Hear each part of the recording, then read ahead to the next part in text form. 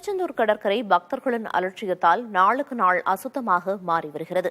விவரங்களை செய்தியாளர் சுடலைமணி செல்வன் வழங்க கேட்கலாம். முருகனின் அறுபடை வீடுகளில் இரண்டாம் படை வீடாக விளங்குகின்ற இந்த திருச்செந்தூர் சுப்பிரமணிய சுவாமி கோயிலுக்கு நாள்தோறும் பல்லாயிரக்கணக்கான பக்தர்கள் வருகை தருவார்கள். திருவிழா மற்றும் விடுமுறை தினங்களில் லட்சக்கணக்கான பக்தர்கள் பல்வேறு மாநிலங்கள் மட்டுமல்லாமல் நாடுகளிலிருந்து வருகை தருவது வழக்கமாக கொண்டுள்ளனர்.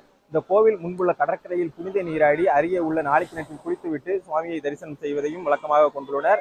இந்த நிலையில்தான் பல்வேறு வெளி மாநிலங்களிலிருந்து வரும் பக்தர்கள் இந்த கோவில் முன்புள்ள கடற்கரையில் புனித நீராடி சுவாமி தரிசனம் செய்யும் போது இந்த கடற்கரையில் அதிக அளவிலான கழிவு துணிகளை, அதாவது தாங்கள் உடுத்தியிருக்கின்ற கழிவு துணிகளை ஆங்காங்கே விட்டு செல்வதை பார்க்க முடிகிறது. இதன் காரணமாக கோவில் முன்புள்ள கடற்கரை மிகவும் அசுத்தமாக காணப்படுகிறது. கடல் மட்டும் இல்லாமல் கடற்கரையிலும் அதிக அளவிலான கழிவு துணிகள் கிடக்கின்ற காரணத்தினால் இந்த பகுதியில் வரும் அதற்கு பிறகு வருகின்ற பக்தர்கள் முகம் சுளிக்கின்ற ஒரு நிலை என்பது பார்க்க முடிகிறது.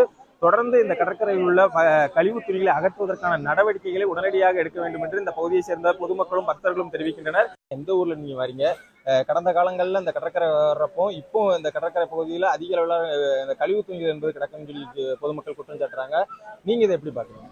வணக்கம் சார், நான் கள்ளக்குறிச்சி டிஸ்ட்ரிக்ட்லேருந்து ஒன்றுபட்டுலேருந்து வரேன். நாங்கள் ஒரு 3 வருஷமாக வந்துட்டு இருக்கோம். நாங்கள் இங்கே பார்த்தீங்கன்னாக்கா கடற்கரை வந்து பக்தர்கள் எல்லாம் குளிச்சுட்டு துணி அங்கங்கே போட்டுட்டு போகிறாங்க. எல்லா இடத்துலையும் இப்போ உங்களுக்கு பார்த்தாவே தெரியுங்க. இங்கே வந்து அங்கங்கே குப்பைத்தொட்டு வச்சு ஒழுங்கான முறையில் பராமரித்தா நல்லாயிருக்கும். அது இல்லாமல் டாய்லெட் வசதி ரொம்ப கொஞ்சம் கம்மியாகவே இருக்குது. இதெல்லாம் நல்லா பண்ணி கொடுத்தா ரொம்ப நல்லாயிருக்கும். மேபி குப்பை தொட்டி வச்சு நல்லா கொஞ்சம் அலௌன்ஸ் பண்ணால் நல்லாயிருக்கும்.